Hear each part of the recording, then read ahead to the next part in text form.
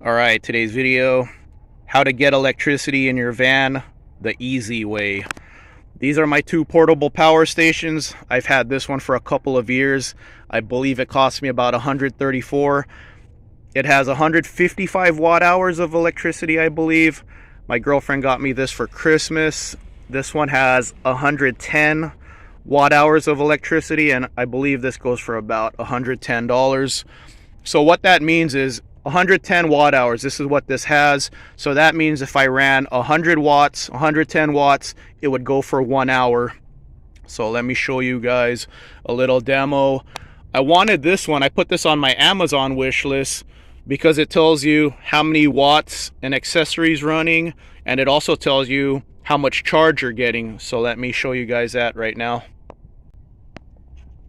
Both of these power stations come with two forms of charging. 12 volt. This is a 12 volt plug. I connected it directly to my solar charge controller.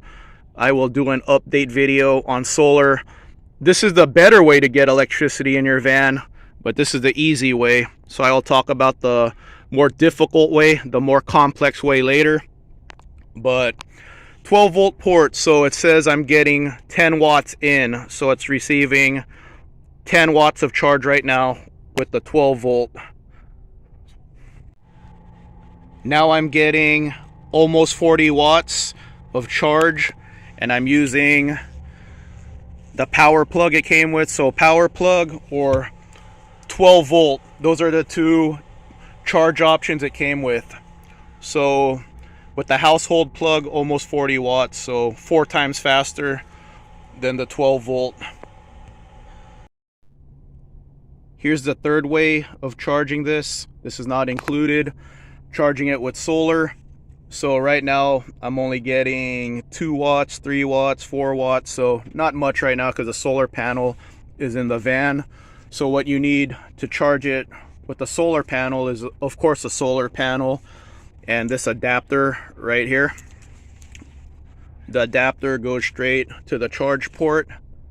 So let's go ahead and put this panel outside. This is a 50 watt panel. The reason why I went with the 50 watt panel is because I noticed when you use the wall charger, it's about 40 watts of charge coming in.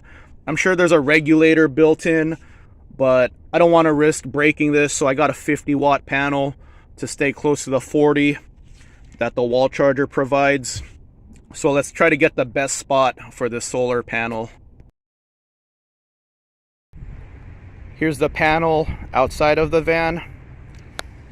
And now I'm getting 22 watts of charge.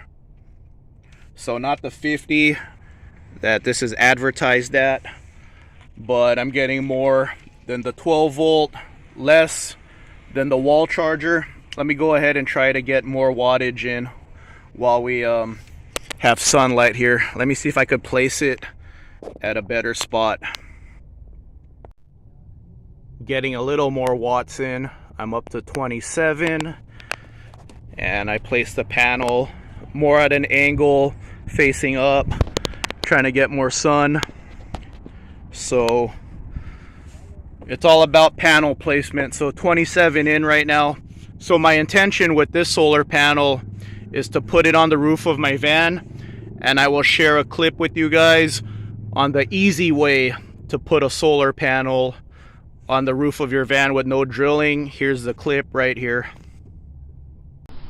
This solar panel is literally as thin as 4 pieces of paper, and it's super flexible. So what I did is on one side I used gasket maker like along the roof and clear Gorilla Tape. This isn't going anywhere. When I used to actually build motors, I use this, and when you had to take motors apart, you actually had to pry the pieces apart. So this is really strong, and I used it along the roof, like I said, along with the Gorilla Tape. So that's it. That's how this panel is on my roof. It's not going anywhere. There's my primary source of electricity.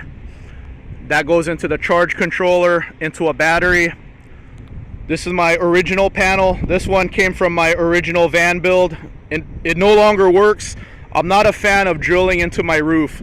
That's why I used Gorilla Tape and gasket maker on that panel. So what I'm going to do is I'm going to put my new panel on top of this. Same thing, I'm going to use gasket maker and Gorilla Tape just to mount it on my existing panel. So yeah, no more, I don't want to drill any more holes in my roof. So retro mini console TV, I'm using 20 watts, and USB I'm using 8 watts. So the thing with this power station is you cannot receive a charge with household plugs and run it at the same time. So let me show that. As soon as I try to charge it, there you go, it goes away. So this only allows you to receive a charge in and out when it's USB. Let me move a little bit. There you go. So I'm getting 5 watts and using 8. But yeah, if I try to use household plugs, there you go, it comes back. So it doesn't allow that. The Westinghouse power station allows you to receive a charge and use household power. But unfortunately, it doesn't tell you how much watts you're receiving or using. So too bad these two power stations aren't combined, because I do like how this one tells you how much power you're using and how much power you're receiving, but you cannot use household plugs while receiving power in this. But the Westinghouse you can, but it just doesn't tell you anything. So there you go, beginner electricity. These two power stations come with 12 volt and household charging options. Solar is optional, but I went with the optional charging option because I intend on putting this on the roof of my van, and I'm gonna have it on that side, so the cord's gonna come in this side. So I'll keep my power stations on this side of the van, and then my main power, my solar battery, is behind my sofa bed here, and there's my main power right there, the surge protector, and the power inverter is behind my fridge. So there you go, basic electricity. I will talk about the more traditional electricity in a van and why I prefer the traditional solar with charge controller with battery over the convenient, easy electricity. I'll explain that in my next video about electricity. So if you found this video helpful, give it a thumbs up. My channel is not sponsored. No Patreon account here. This channel is self-funded, so when you let me know in the comments that this video helped you out, it helps my channel grow, and that's how I fund my channel. So have a good one, everyone.